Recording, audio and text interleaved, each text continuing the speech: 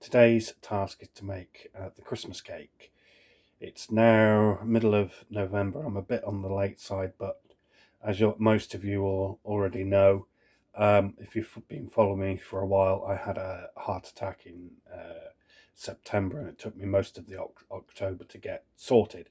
But anyway, in here, in this bowl here, we have 200 grams of sultanas, 200 grams of raisins. We have 200 grams of apricots and the same of dates. We also have 75 grams of mixed peel and about 100 grams of glacé cherries. In here, we have 250 grams of softened butter. Now, when I say softened butter, I mean it's butter that I've left out and left to go soft. I've then cut it up into cubes and put it in there. Now, this is real butter. It's not any of your synthetics. I also have 200 grams of dark brown sugar and 150 grams of golden castor sugar. Over here, I have 300 grams of plain flour. Now, I know that's quite a controversial thing when it comes to Christmas cakes, but I find that actually this works. Now, into this, I'm going to start now by adding my spices. And I find these type of things quite handy. This is half a teaspoon. So I'm putting half a teaspoon of nutmeg, ground.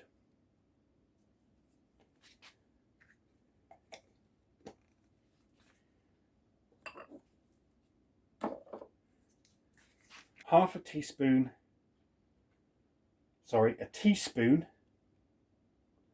that's 1/2. That's 2/2 of allspice. Now, if you don't have all these individual ingredient spices, you can use a mixed spice that is quite readily available at the supermarkets. But I prefer to use my own. Then we go in with half a teaspoon of cinnamon,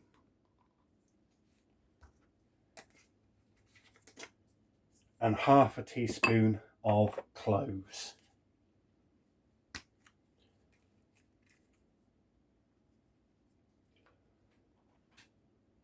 Actually, we're going to make it a teaspoon. And then I need to go back a minute and talk about the fruit, because I forgot something there. Okay, so back at the fruit.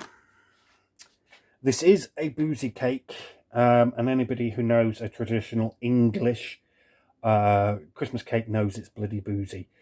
So the booze that I've got in here is 1 cup of sherry, 2 cups of cherry brandy, and 2 cups of red wine.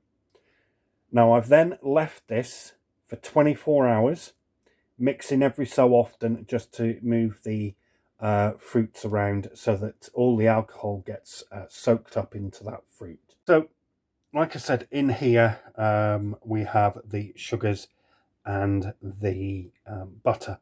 What I'm going to do is turn this on, and I'm going to mix it for 5 minutes minimum.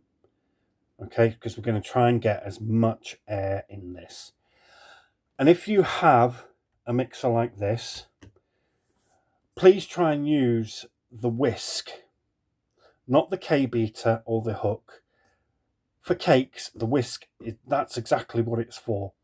Okay, so I'm going to turn this on, and then I'll bring you back when it's finished. That way then I'm not boring you too much. Okay, see you in a minute. Okay, so we've now beaten this for a good few minutes. What I'm going to do is turn on, for my next bit, I'm going to turn on the mixer onto setting 1, so it's nice and slow. In here, I have 5 eggs. Okay, and what I'm going to do is slowly incorporate them.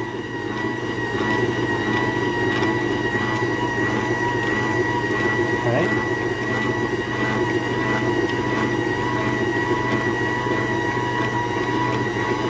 Because what we don't want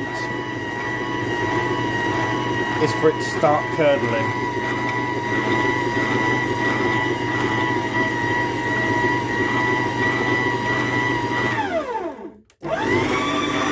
Just turn it up a little bit more.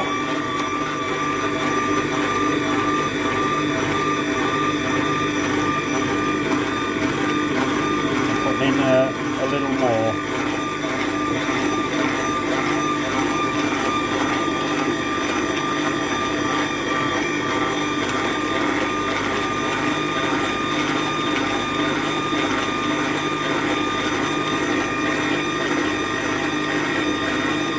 I'm going to put you on hold a moment.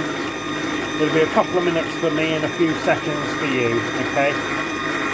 Okay, so at this point we're now finished with the Magimix. Everything now is going to be done by hand because we don't want to lose any of the air that we've just put into this cake. Okay, so I'm going to try and do this with one hand. I'm just going to mix through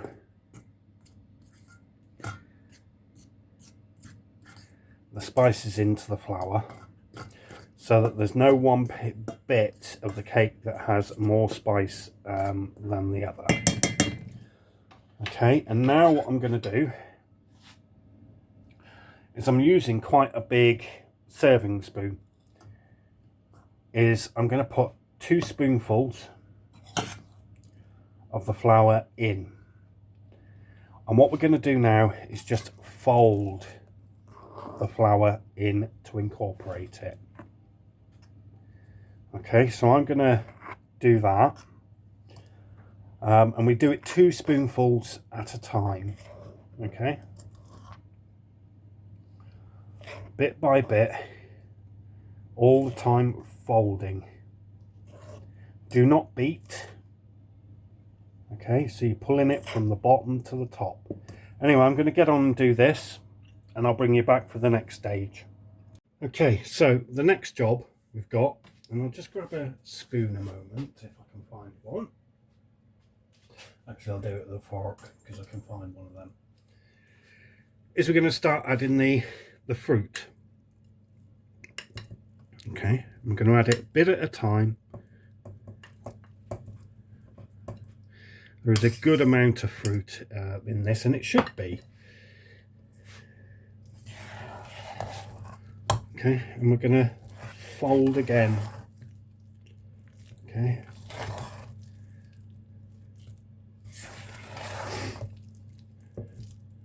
And I wish it was Smelly Vision, because at the moment all this smells absolutely delicious and boozy. Anybody would think we're in a brewery.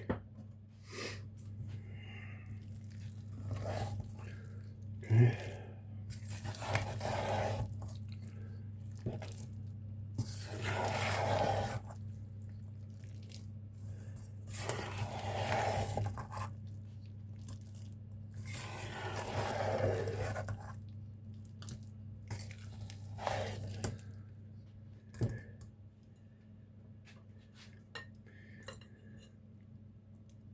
And as you're adding it, if you have any extra of the liquor. Add that in as well. That adds to the flavour. And don't worry, if you've got children, this is still okay for them as well, because by the time it's been through its cooking process, all the alcohol that was in it will have been cooked off.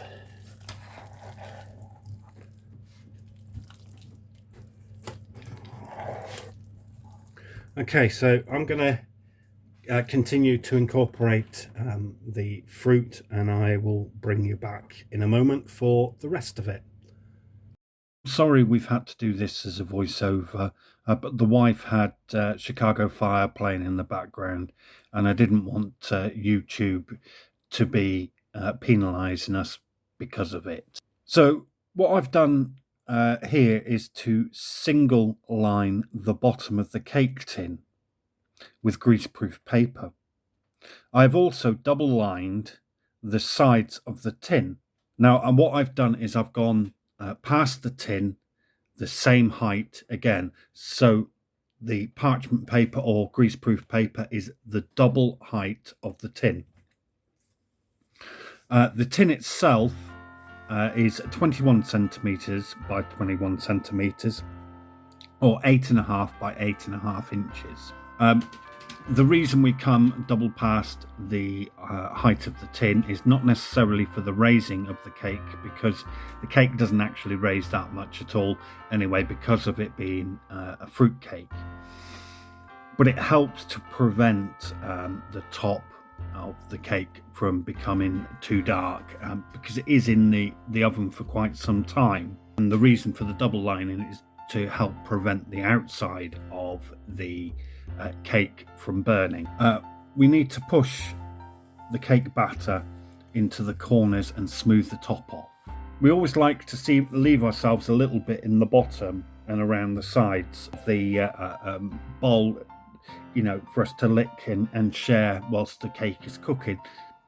A little word of warning: because of the amount of alcohol there is in this cake, please be careful if you decide to give some to or allow the children to lick it.